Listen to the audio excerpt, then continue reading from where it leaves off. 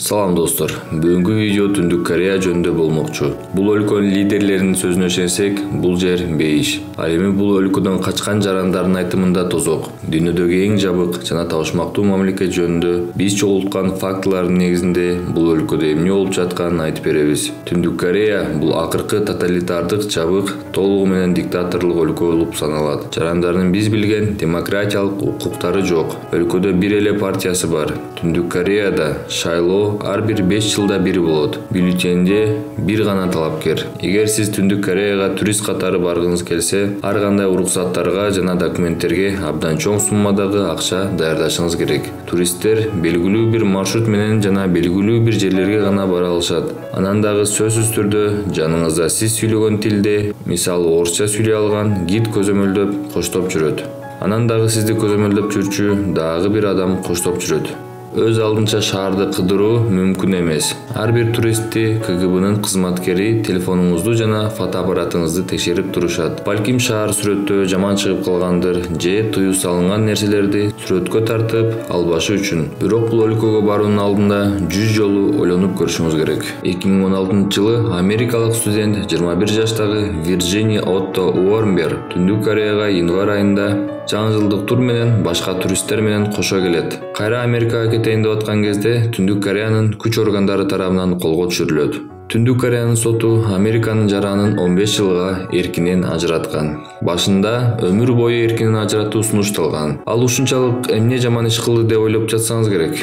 Ал Пхеньяндын отелдеринин бириндеги дубалда илинип турган политикалык плакатты жулуп алган деп айыпталган. Биз үчүн бул болбогон эле иш болсо, Түндүк Кореянын мыйзамы боюнча өтө оор кылмыш. Сотто ал бул кылган ишин өмүрүндөгү эң жаман жаңылыштык болду деп ыйлаган. Американын өкмөтү өз жаранын дароо бошотушун талап кылганына карабай, 1 жылдан кийин гана 2017-жылы комага түшүп калган абалда Америкага жиберилет. Кийинчерээк 22 жаштагы студенттин туугандары анын каза болуп калганын айтышат. Түндүк Кореянын өзүнүн интернети бар. Кванмён деген интернет желесинде тандалган гана илимий жана техникалык маалыматтар бар. 경의하는 최고령도자 김종은 동지께서 한결같은 지향을 담아 민족의 화해 단합과 Массалык маалымат каражаттарынын баары диктаторлук режимдин колунда. Өз алдынча бир дагы радио, телевидение жок. Кызыгы пропагандалык радиону өчүргөнгө болбойт.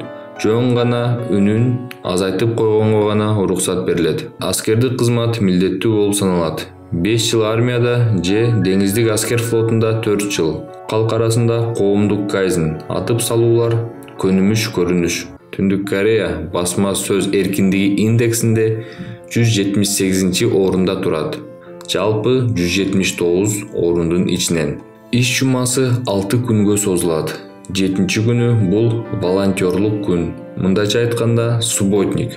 Ошону менен бул өлкөнүн жарандарынын дээрлик бош убактысы жок. Жөнөкөй жумушчулардын бир айда 3 эле дем алыш күнү бар. Эң катуу мыйзам бузуулардын бири бул өлкөдөн качуу аракети. Партиянын политикасына пикир келишпестик көргөзсөң, бул чыккынчылык.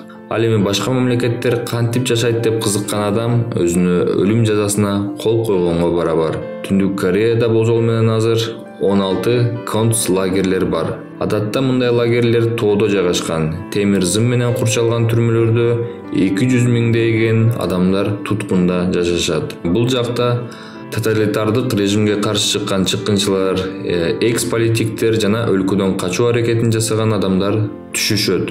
Бул жер абдан коркунучтуу жер. Адамдарга кулдай мамиле кылышат жана адамдардын үстүнөн ар түрдүү эксперименттерди жүргүзүшөт.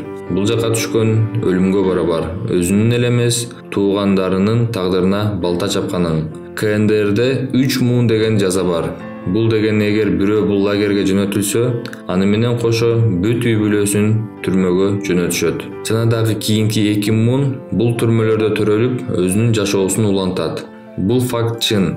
Экинчи муунда төрөлгөн кандай экенин билгиңиз келсе, Побег из лагеря 14 китебин окуп көрсөңүз болот. Мындай лагерлерден качып, анан дагы аман калып, ал жакта эмне болгонун айтып бергендер өтө аз. Шин Дон Хэк эң коркунучтуу деп эсептелген 14-чү лагерден качып аман калган. Жана анын окуясы Побег из лагеря 14 китебинде жазылган. Түндүк Кореянын экономикасы абдан эле алсыз. Башка өлкөлөр менен официалдуу соода саттык мамилелери жок. Өлкөдөн түшкөн акчанын көбү жарандарга эмес, Ким Чен Инга жана анын жанындагы саналуу адамдарга коротулат. Мисалы, Ким Чен Индин атасы Ким Чен Ир жылына $700,000 бир гана Хеннесси коньягына коротчу. 2011 Ким Чен Ирдин көрсөткөндөн кийин өлкөдө массалык соттор болгон. Башкы себеби Ким Чен Ирдин похоронунда Ким аз ыйлаган же жетишерлик деңгээлде ыйлаган эмес деген айыптар коюлган. Түндүк Кореянын борбору Пхеньян. Бул шаар өлкөнүн элиталарынын шаары. Төмөнкү класстагы адамдар шаарга кирип кетпеш үчүн шаардын четинде аскерлер кайтарышат. Пхеньяндын көпчүлүк жашоочулары салыштырмалуу бай жашашат. Бирок 3 миллион элита үчүн дагы электр жарыгы күнүнө 1-2 саатка эле тамызылат. Пхеньяндын четиндеги көп үйлөр атүгүл электр энергияга кошулган эмес. Муну спутниктеги картадан даана эле көрсөк болот. Түштүк Корея менен Япония жаркырап турганда, Түндүк Корея капкараңгы токой сыяктуу көрүнөт. Бирок КНДРде марихуананы өстүрүү жана чегүүгө уруксат берилген. Дүйнөдөгү эң чоң стадион КНДРдин борбору Пхеньянда жайгашкан. 114,000 адам батыра алат. Достор, бул видео соңуна чыкты. Кийинки чыгарылышта Түштүк Корея жөнүндө кызыктуу фактыларды айтып беребиз. Достор, видеону акырына чейин көрүп бүткөнүңүздөр үчүн рахмат. Кызыктуу ТВ каналына сөзсүз жазылыңыз. Видеолорду биринчилерден болуп көрүш үчүн коңгуроону басыңыз. Видео жаккан болсо лайк басыңыз. Ошондой эле комментарийге өзүңүздүн ой пикириңизди калтырыңыз. Көрүшкөнчө.